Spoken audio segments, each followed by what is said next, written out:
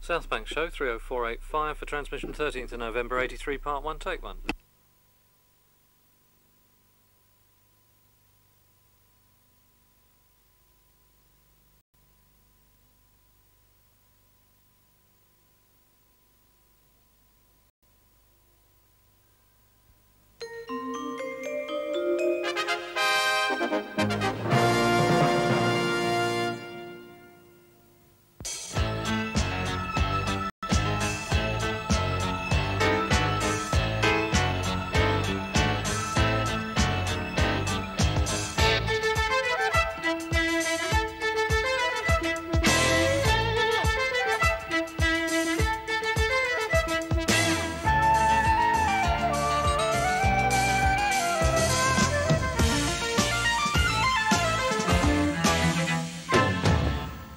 Hello, tonight's South Bank Show is about the photographic work of David Hockney.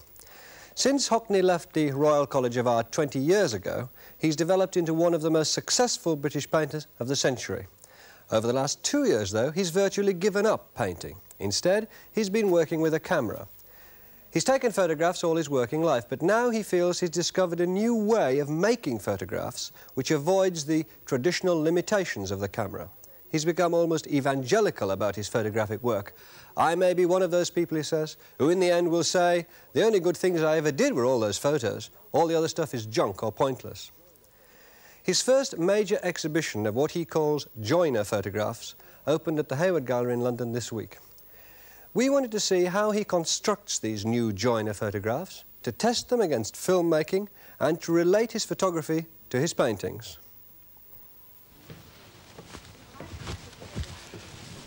We went to David Hockney's home in Los Angeles, where he set up a project especially for the South Bank Show. Of course, you wouldn't sit here, really, would you? What do you mean? You wouldn't sit in this position. I don't know why. Well, I think we might. Actually, I'd sit outside and work. No, I meant... the sun would... Oh, it's nice. Nice in there. Yeah, we brought our suits up. Is that right? Hockney has been driven to working with a camera by the dissatisfaction he feels with traditional photographs. The main aspect was, it seemed to me, this lack of time in the photograph. I'd become very, very aware of this frozen moment that was very unreal to me. The photographs didn't really have life in the way a drawing or painting did. And I realized it couldn't because of what it is. If you think it's not, compared to Rembrandt looking at himself for hours and hours and scrutinizing his face and putting all these hours into the picture that you're going to look at, naturally there's many more hours there than even you can give it. A photograph is the other way round. It's a fraction of a second, frozen. So the moment you've looked at it for even 4 seconds, you're looking at it for far more than the camera did. And it dawned on me that this was visible, actually. It is visible. And the more you become aware of it, the more this is a terrible weakness. Drawings and paintings do not have this. Hockney's solution is to build up a picture by taking a whole series of individual photographs of the details of the scene he's going to depict. He concentrates on some areas and ignores others, just as he would if he were making a drawing. And when he assembles the prints, sticking them down onto a piece of card, he has to make the same kind of decisions of line and form that he would if it were a drawing. The result is what he calls a joiner, an attempt to create a picture with a greater feeling of space and time than any traditional photograph.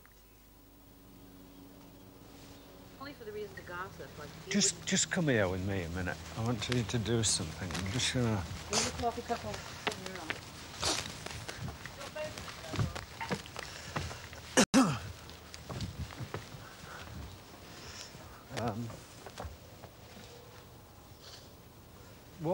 Go in there and walk out of the door.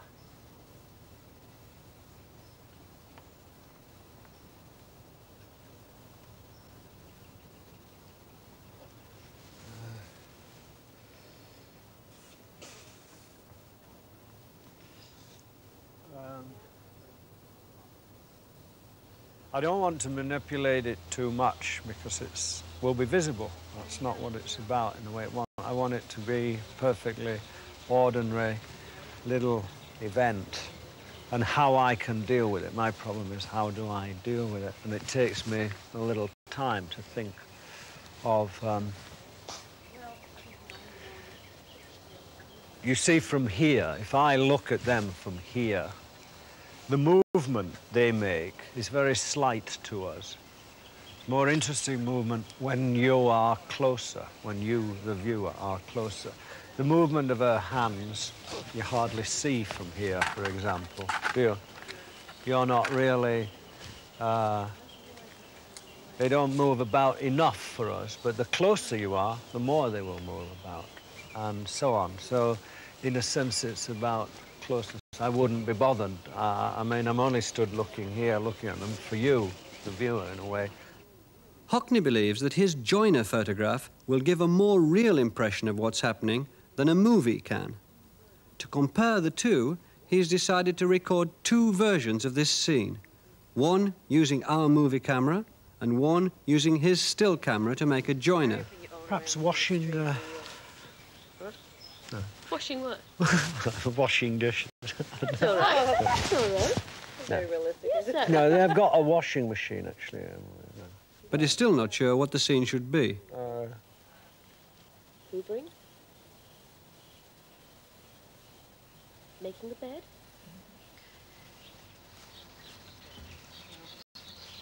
All right, I think I'm getting an idea. I'm going to sit here.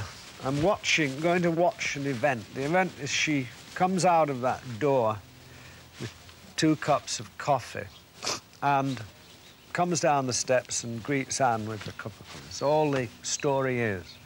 Now, we can do that story with a movie camera, and I am going to do the story with a still camera. And my version will be all on one plane and is seen both all at once and separately, that you can keep moving that. The other is done on a singular line of time where the camera itself will have to probably move to follow the action or stay still. We'll put it on a tripod and follow the action. But then compare the two ways of representing this, what is a perfectly ordinary little event, really.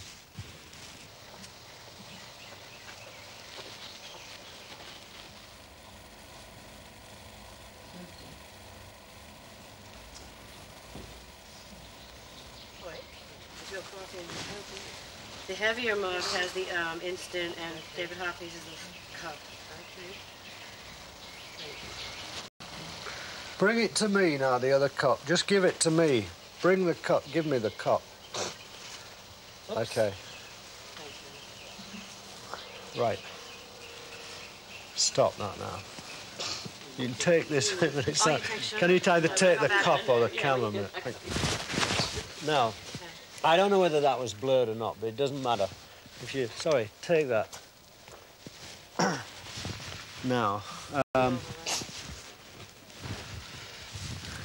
in a sense, what I did there was film from my point of view what she did, and even bringing me the cup of coffee, even if in the film it looks blurred. She gave the viewer a cup of coffee, actually, didn't she? Really.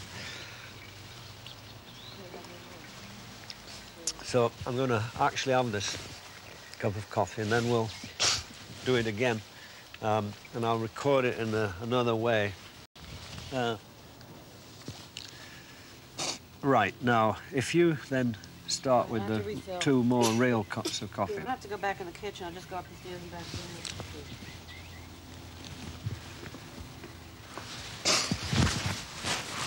But when she's coming down, you're going to be in. You'll have to move from there now. You'll have to come, because you'd be in it, actually. Yeah. You'll have to leave that space free now. Yeah. Okay. Okay. Ready?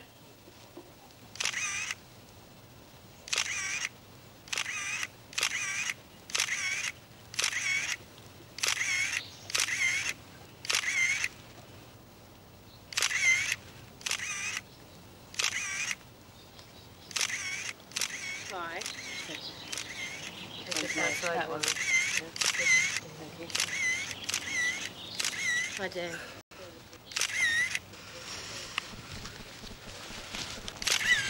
So, how was last night? Oh, anyway, in this play, Gypsy, the line that I had to say was when we were coming into the dressing room, we were noticing how big and beautiful the dressing room, and I had to look around, and I had to say to this girl, Agnes, oh, Agnes, oh, Agnes. So at rehearsal, I would do it fine, and the night of the show comes, and I step out, and I just oh, Agnes, oh, Agnes. Just let me put in another film. There's only 2 on I this. can act naturally, but not when it's formalized. Oh, now there's a bug in my cup. I can't drink this.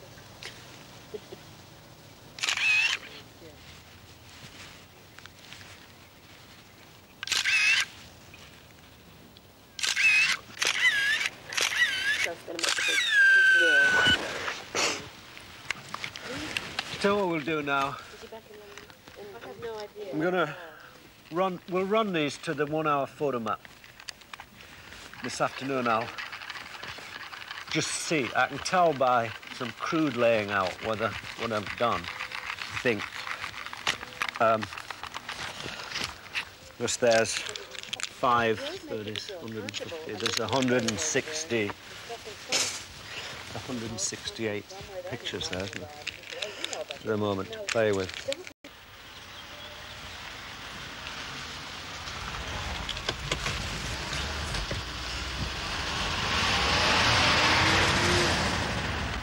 If you drive up and down this every day, you become aware of the curves, the amount of bends in it. And suddenly Los Angeles had gone from being a city of straight lines and cubes in a way. These wiggly lines became part of my memory of it, and I made a painting of this canyon. The painting does have a point of view, oddly enough. You can tell you're looking at the canyon from the bottom up to the top, because I painted it not up there, I painted it at the bottom. And the painting was an attempt, in a sense, to deal with a very general point of view rather than one specific view, which of course is what one is in the end trying to do in the photographs. I did even think of making a photograph of doing this.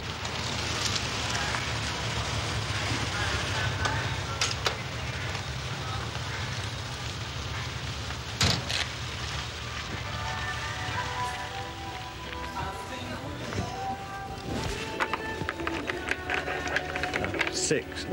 1, 2, 3, 4, 5, 6. Okay. Do you know the phone number on that? 581. 851 5863. Sorry, 851 5863.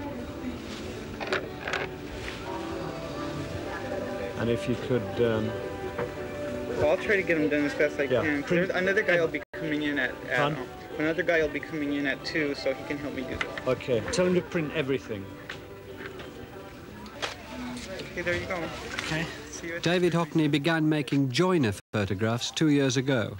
He was prompted by a visit from Alan Sayag, Director of Photography at the Pompidou Centre, who had come to Los Angeles to plough through the thousands of traditional photographs in Hockney's albums with a view to mounting an exhibition in Paris. I'd put him off for quite a while. I wasn't that interested. I thought photographs, exhibitions of photographs are very boring. But then he nattered me again. I said, well, you come and you pick the photographs because there's too many. So he came here and he stayed here a week. He sat down and he looked through 100 albums, about 120 albums that represent 20 years of photographs. And every evening I'd have arguments with him here about photography. I would sit by that plastic fire and I would tell him why I thought photography was not really a very good medium for an artist. It was too limited.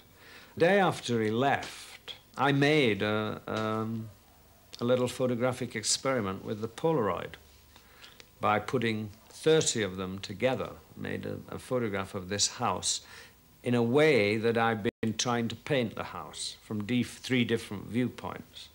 And the photograph excited me so much. And, well, time was appearing. in the picture. And because of it, space, a bigger illusion of space. Now, the space is an illusion, I was aware of that, but the time is not an illusion. It is real and accounted for in the number of pictures. You know it took time to take them, wait for them, put them down, and so on. And this began, I realized, was giving you this illusion of space that we had not seen, I had not seen in a photograph before.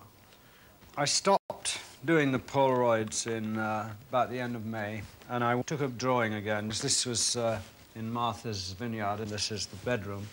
And I made the drawing with those crayons that you wash with. And then I made a photograph with a little tiny camera, 110 camera, of actually the same scene. Here's the bed. I was quite surprised at the results. When I came back here, I just had them processed at the 1 hour photo mat. And they were interesting, although they weren't that interesting. I thought, it's all right, I'll go on drawing, I'll start painting. But I kept making jumps in this, that you'd go along for a while and then a jump. And one jump was doing this, which was of two friends in Minneapolis. It's Martin Friedman and his wife from the Walker Arts Centre, and I was staying there. And they did the crossword puzzle as I was having a cup of tea. And the way they did it together, it was like a kind of intellectual contest of some kind. And so I said, well, I'll photograph it. And next morning, I took those photographs. Then I went to London, and I pieced it together in London. I think probably the first picture was taken when she was almost ready to write the word. And then as she got more excited, thinking the word is correct and moves down, it starts with the top of her head and ends with the tip of the pen. And I realized you could make portraits more and more complex, showing different expressions on the face, using the passing of time. And it opened up enormous possibilities.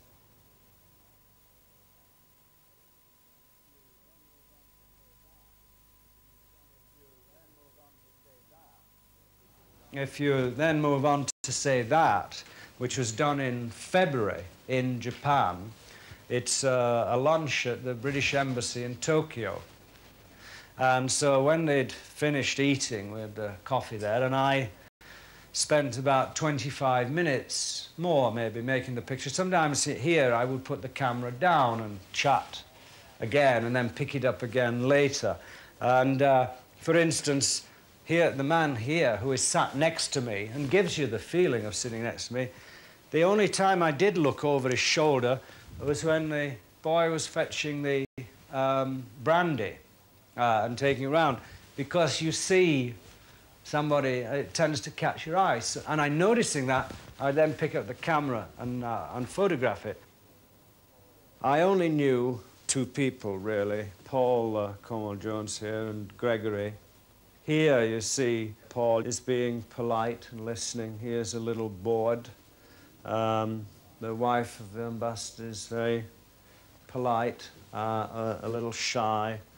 The way her body sits in the chair. The ambassador, in a sense, seems very confident man. He's a scholar. I decided he could even put his hand on his own shoulder, in a way. It's actually on the back of the chair, but if you put it together like that, it could read that way. But that's what a confident person does, in a sense, isn't it?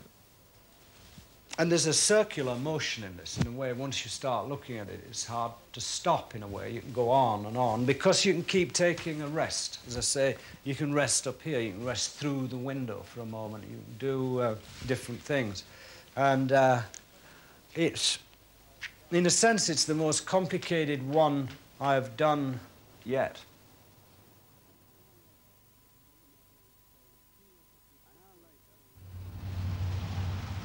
An hour later, the photomat rang to say that 2 of Hockney's 6 rolls of film had been ruined in the processing.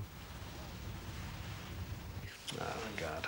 Well, we'll see. It might not. What's happened? Might. It might be one of the... If they're both rolls of her walking, and I haven't got anything. Well, let's see. Is he bringing them up?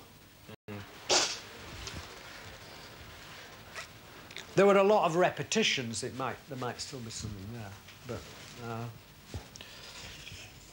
think it might work or not? yeah, it might do. Might do. And now I feel like I'm back in the position of the snapper who says I better take another in case that didn't come out on the same roll. And they do exactly the same thing. So if that didn't come out, neither would the other as well. My father used to do that. I better just take another in case that one didn't come out. And then does it exactly the same way anyway. So they both come out, or they both don't come out.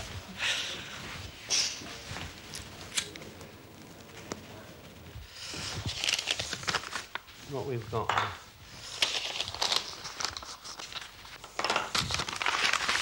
I have to...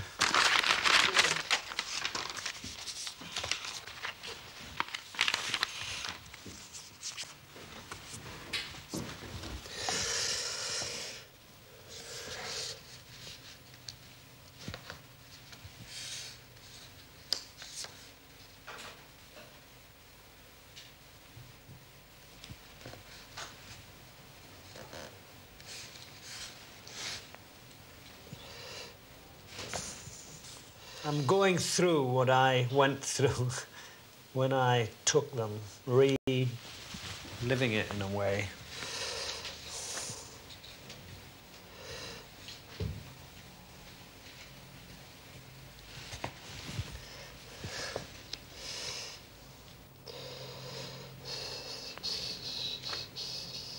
I think you have to accept what happens. The sense in the processing. I mean, the whole idea anyway is based on the fact that they're just snaps. I lit nothing. I mean, the only thing I prepared was thought, in a sense. And then you snap away.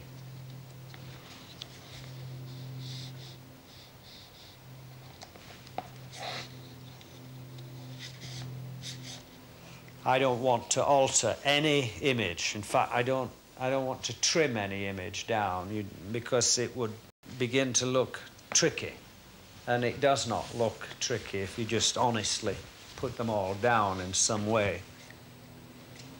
There's something, but without the other rolls, I've now missed the bottom. I got the top bit, but the second roll where she's one-ended, I remember I began one at the halfway down. And one of the rows is the house itself, which is a pity.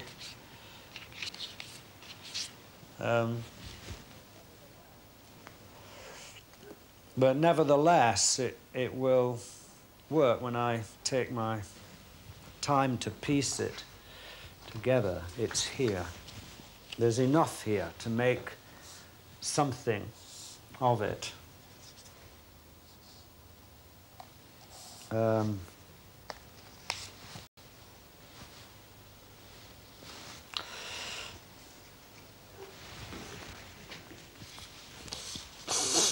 Hockney began to feel that the picture had potential, and he worked on into the evening. He came across a note from the processors. Mr. Hockney, I'm very, very sorry about the 2 rolls of film. It was an accident. I thought I had pushed the button hard enough, but I didn't. I was trying to get your film done, and I thought the machine was finished, but it never got started, and I exposed it to light. I'm very, very sorry. I know it's not enough, but I didn't know what else I can do. Sorry again, Tom.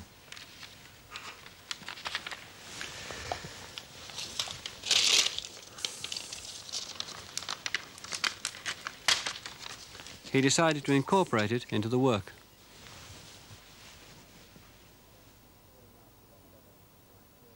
Frankly, it turned out a lot better than I thought it would, because when you told me 2 had been lost, I thought it would be, wouldn't work. But luckily, the 2 that were lost, in a sense, were up here and here, mostly. I think your eyes come down here. Look at this. you would read this notice that's telling you some of the films were bad. He fucked it up. Then he'll put, and these are some of the ruined roll that you then see, and you then come round here, and then you're going to begin and you watch Freda walk down the steps, come round here, and when you get round to here, you take a little diversion to see these primitive people hiding from the camera. Not mine, but somebody else's, obviously. And then you come here, her feet, you then follow her feet coming towards Anne. You jump up here and she's struggling with the 3 cups. She's giving a cup to Anne. Anne is taking it with difficulty, turning with her hand, and then going to drink the coffee and sit here. Meanwhile, she brings one to me, which is much closer, because you link this, with this detail of the chair that you can see very clearly, and my shoe. This line is drawn, you see, from the rug that Anne is making, and it's all filled in. So this, you know what's going on about. This gap occurs because I've extended Anne, in a sense. You could fill it in some way if I put the chairs here. But by extending it, I have to extend the picture.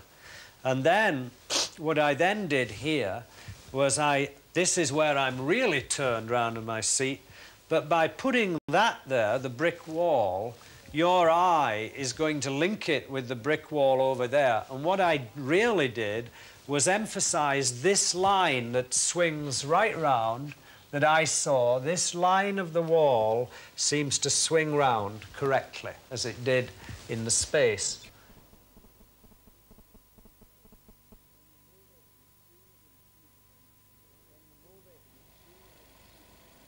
In the movie, you've seen it in sequence, and when it's finished, the time has been imposed on you.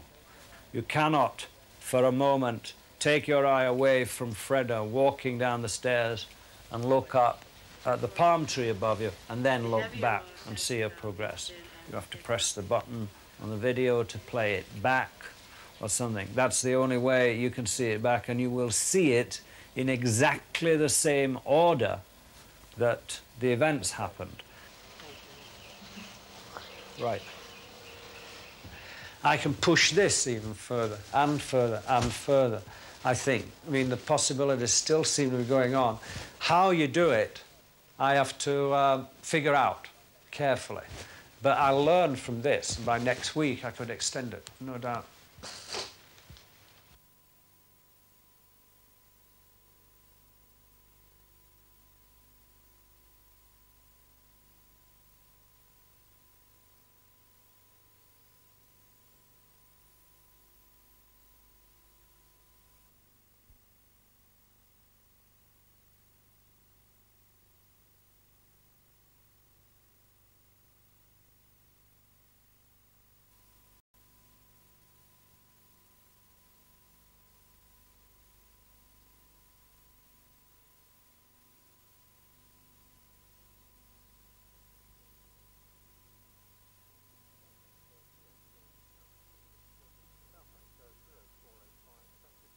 Southbank Show 30485, transmission 13th of November 83, part 2, take 1.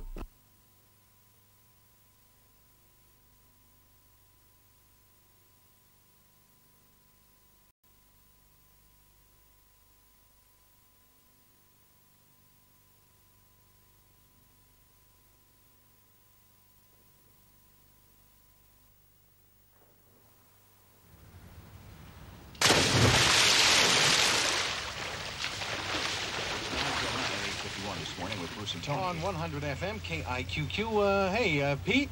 Yeah. How's the weather look where you are? Well, in Alhambra, it's outrageously beautiful with a clear sky and a warm sun. That's what it looks like for the weekend. Outrageously beautiful. Highs in the mid to upper 70s. Great air quality right now. It's 50. David Hockney moved to Los Angeles in 1963. He decided to make himself the painter of that city.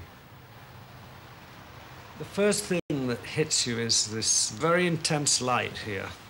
And you can see better, it seems to me. Everything's in focus, it seems. The light is so intense, unlike England. where there are clouds and shadows and the light changes constantly. It tends not to here. I noticed that immediately. I liked that. Everything seemed clear.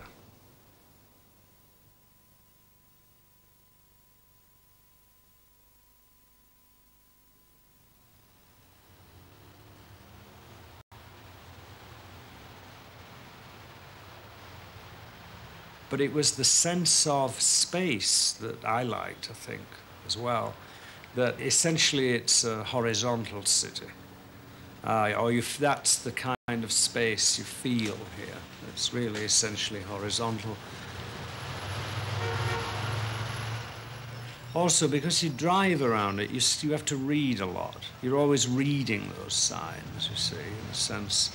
And they're not on a wall, they're independent signs. So they seem to be important.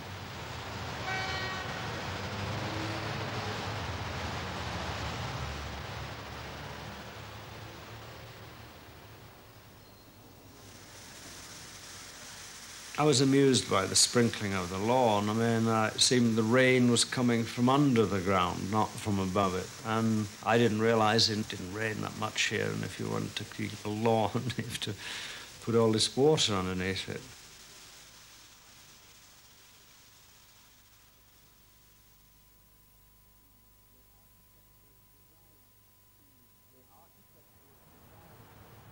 The architecture is designed to be seen at 20 miles an hour or something. You notice this, that it does work. A block is lengthened. You can take it all in just driving about.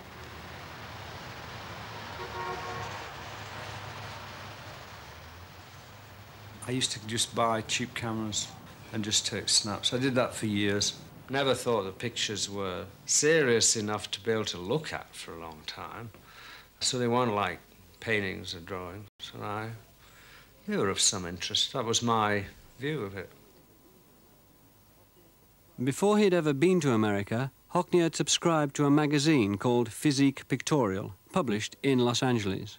These are not very popular magazines. They're only cheap little, in a way, just cheap little gay magazines. That's what they were. But the suggestion, the visual suggestions from it, interested me enough to take me there. It all in my mind, I suppose, built up a picture. I even painted a picture which I called Domestic Scene Los Angeles. I painted that long before I went there. It's not done directly from one particular photograph. Well, that was my artistic license, so I could do, in a way, what I wanted in the picture. That's how the picture was made, and it was made just before I went to Los Angeles, and it was, in a sense, things like that that attracted me there.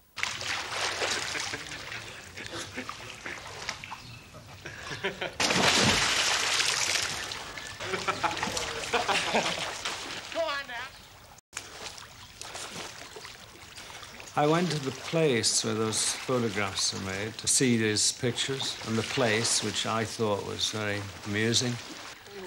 I mean, there's this kind of nut man who seemed to run it, with speakers in bushes and things, I do remember. And he kind of got these guys, and they would... he posed them around this pool with plaster statues of David and things. It looked very tacky. When I went there, it would give me the feeling of somewhat seedy Alexandria, I thought. I got some pictures of him, which I did use one or two in those Cavafy etchings. That was a few years later.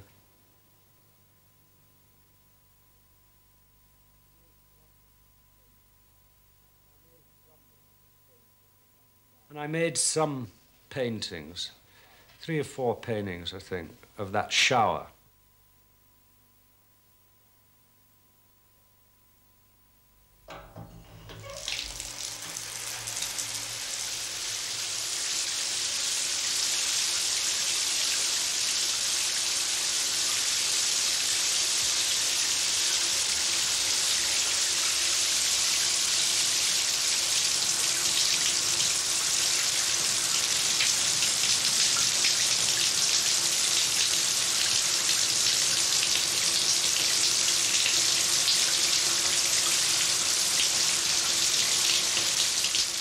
I love the pattern of the tile in the photographs. The tiles in it are based on the tiles from that. Everything looked clear in those. I thought it was very clear.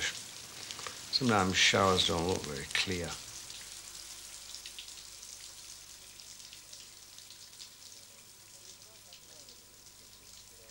It was about that time in the mid-60s in LA that you started using colour film in your photographs. Do you think this affected your painting at all?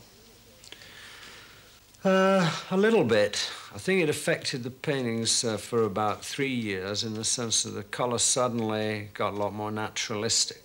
I was being, in a way, I was probably examining what kind of colour it was on the film.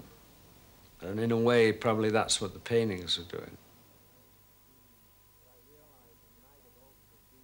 But I realised I might have also been trying to find how the colour on the film was actually made.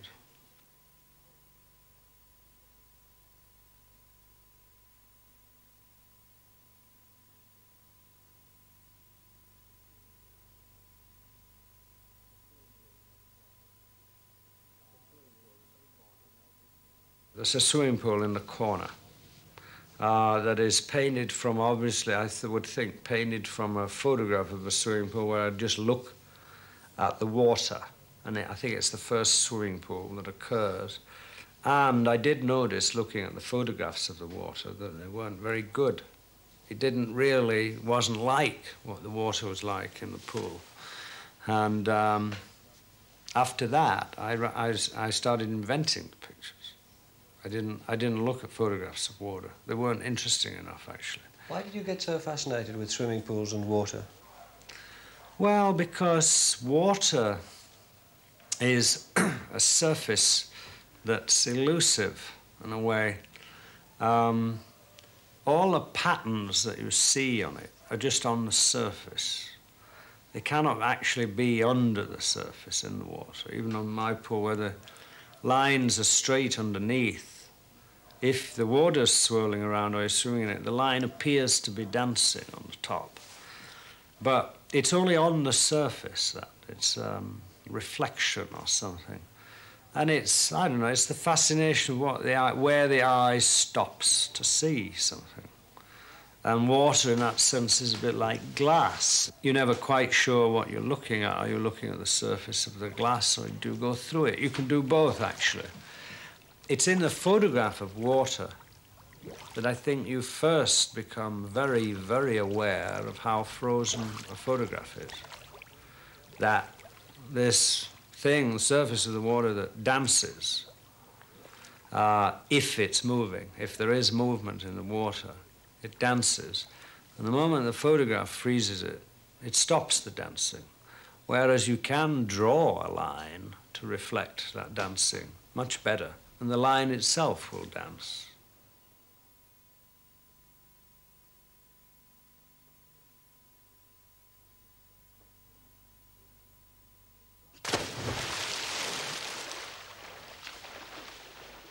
The splash is painted from a photograph, I think, in a magazine.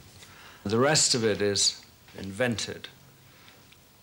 And I spent about 2 weeks painting the splash with little brush strokes, as you can see when you look at it. I thought of, just making a splash of paint. I thought it would be more interesting and amusing to freeze this, play upon the idea of freezing, and point out that it took you a long time to do this fraction of a second. We never see a splash that way either. So in that sense, you see, it's commenting on photography. The idea of the frozen image couldn't have existed before the chemical invention of photography. I realize now, looking back sometimes, that I must have been aware of this and commenting on it when I wasn't totally conscious of exactly what it was you were playing around with.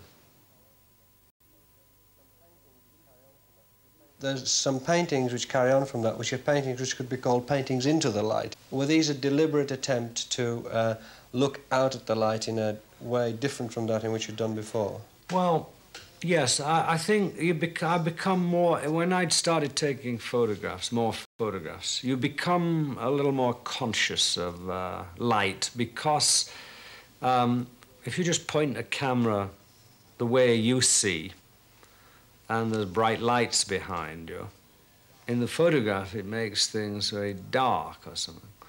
And so you become a little more aware of it, even when you look at things. That bright light's doing that to me. And I think the paintings, in that sense, were influenced by the way of looking with the camera, actually.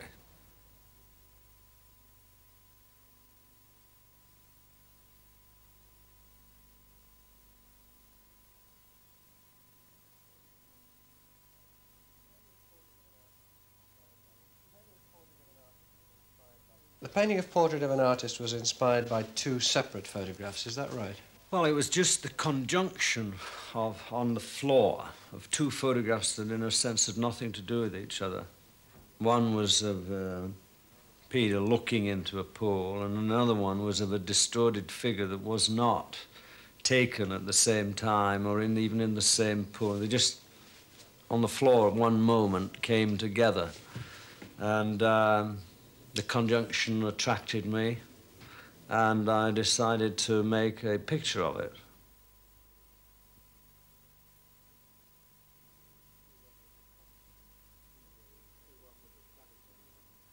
You see, what was attractive was it was two ways of looking at a figure. One is distorted by the water itself.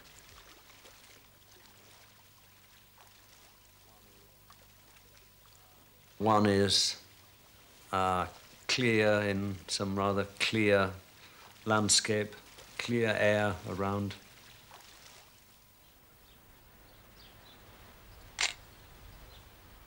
I wanted to make a photograph of Peter Schlesinger stood in that position with a lot more information than I was getting with the way I took photographs. So I took one photograph of his head and one photograph of part of the jacket with clearly defined shoulder and so on. Then you move down the jacket and the folds of the jacket are clear in the picture. So I could see more. Therefore, I could paint more from it, you see. That was the purpose of doing the picture. When I pieced it together, there's about 6 or 7 pictures going down, I pieced it together to make it into one. So the line was one, because that's the way I saw it. What happened in the picture, as I say, I did not realize that the simplest thing was happening. It took me 8 years to look at it again and begin to see what was really going on, was that if you can look at one photograph only once and for a short time, if you put 5 there, it does make you look 5 times. And that's 5 times as long, in a sense.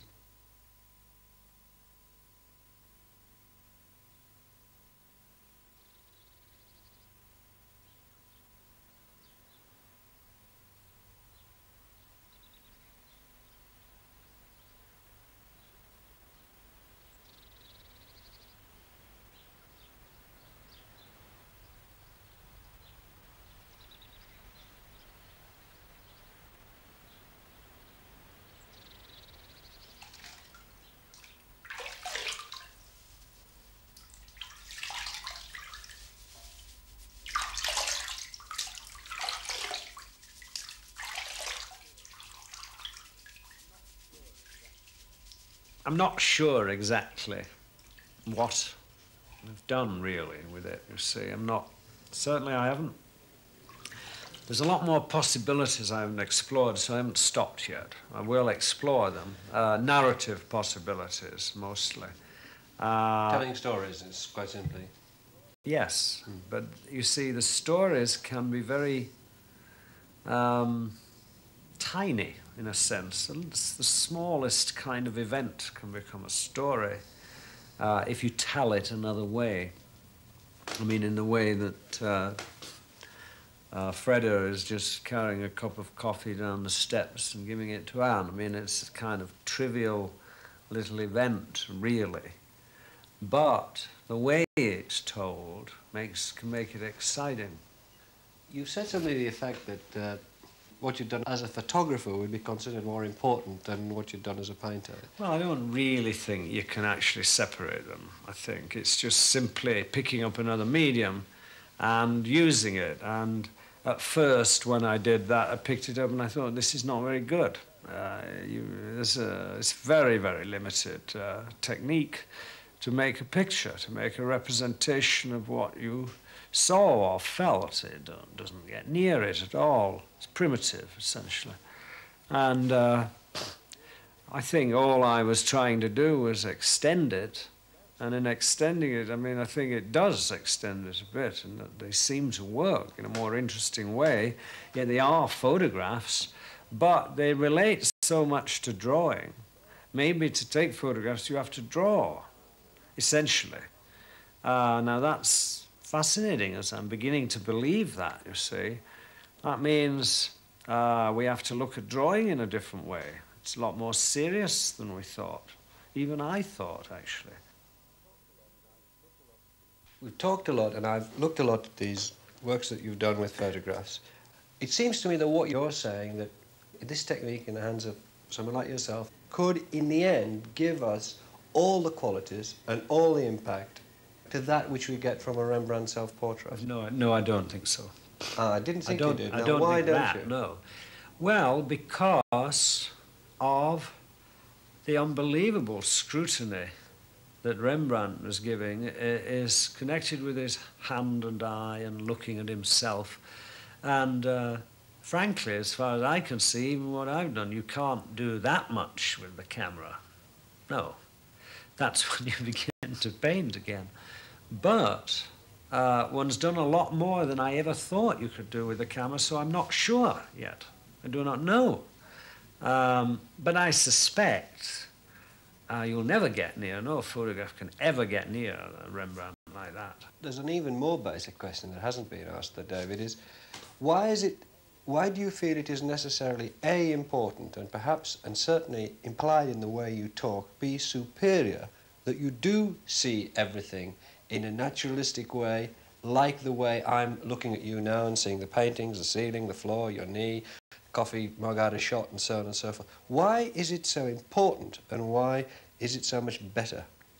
It's simply more vivid. That's what it is. I mean, is it necessarily that? I mean, is it necessarily more vivid than having a wide-angle lens crashing into a big close-up of your fingers on your chin, and then going to a medium shot of seeing your fingers that's coming out? unreal. You see, all I'm saying is... Well, a lot of artifice has been, by definition, unreal, but still vivid and effective. Yes, but it's too unreal. It is too unreal. There's a point where I think... On what basis do you say it's too unreal, then? Well, it does not work for me. I must tell you that. I go to movies, but they do not work the same way they used to.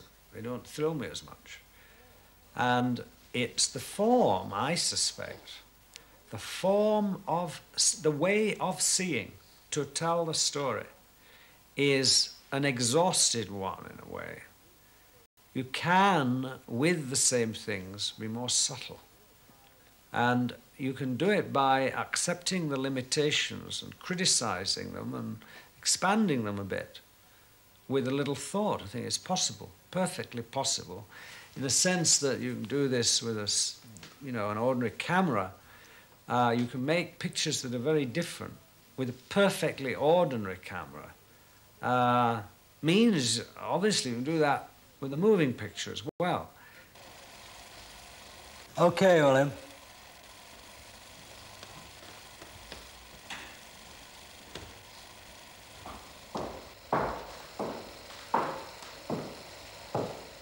On a visit to London, HOCKNEY agreed to make a movie joiner for the South Bank show using our film cameras.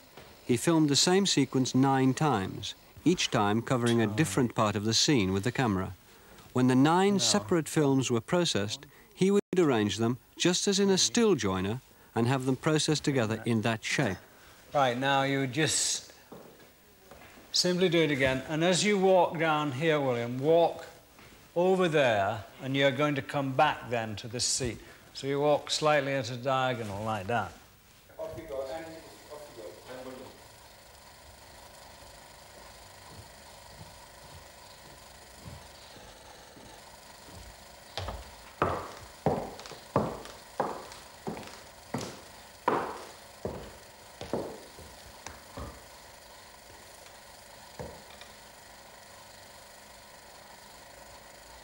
Start at the top in the room again and tell me when to begin. And when I say begin, you simply come out of the room exactly as you did before, yeah?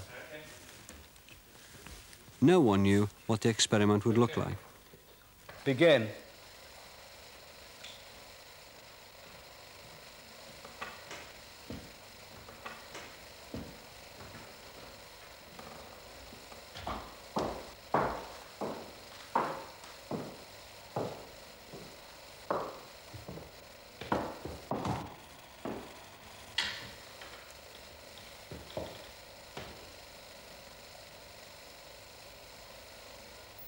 David Hockney.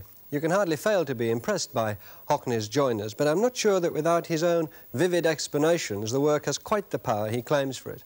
There's no denying its interest, though, and even if you doubt that Hockney's right in suggesting that his photography will outlast his painting, it could be that these joiner photographs will be more influential. Good night.